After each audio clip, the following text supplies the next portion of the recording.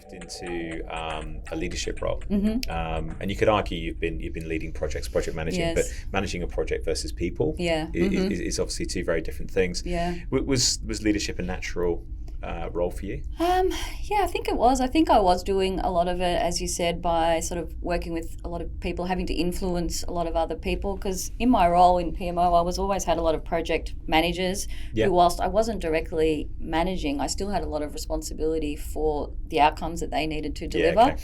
So I felt like I was always trying to influence them, bring them along, sort of keep them on the straight and narrow, so to Yeah. speak. So I think in many ways I was always leading. But then as I started to build my own team, I did have to adjust my style though, because I was so detail orientated and so sort of in this regime of project management. I did find early on that I was a bit of a micromanager and struggled Okay. to delegate. Yeah. But learnt really quickly, because once you start getting more people and bigger teams, you'll kill yourself if you keep going in that absolutely. way. So I really learnt quite quickly how I needed to sort of step out of the way and let people, do their best and really just create a great environment for them.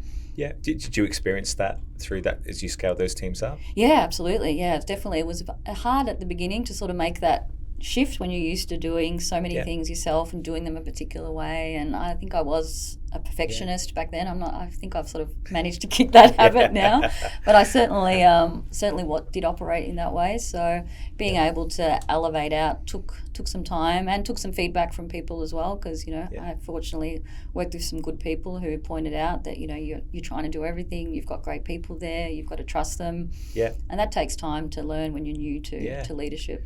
I think when your strength has been getting shit done, Yes. And you've built a reputation for that, to suddenly go, hang on a minute, now I'm going to have to rely on other people to and get things done. Exactly right. That was my hallmark. I remember when Yeah. I used to go for interviews with people, I said, look, if you want someone to get shit done, Yeah. that's me. I'm the one. Yeah. But yeah, so when that is at your essence of who you are, to then let other people do that can be a little uncomfortable. Yeah, it's pretty vulnerable when that is your trait.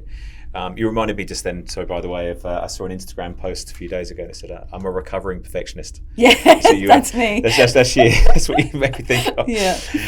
I also did read a quote from you, and I forget where this was in an article, and it said, early on, my leadership style was once challenged when it was suggested to me that I should consider whether being liked was enough, and perhaps I should strive to be respected instead. Yes.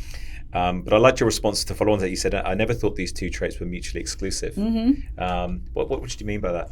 Yeah, well, it had never really occurred to me that I couldn't be both of those. And I think when someone says that you're liked, for me that means that I like connecting with people. I like getting to know the people that I'm working with. I think it's really important to know the whole person, not just the one you see at work. Yeah. So I think when you do that, that connects to other people, and then they do like you. But I think you need to do that before you can actually get their respect, because I don't think that you have to do one or the other. And I remember I was really affronted by that, because I had always thought you could be both. And then when I thought about it a bit more, I think that was probably an old school way of thinking.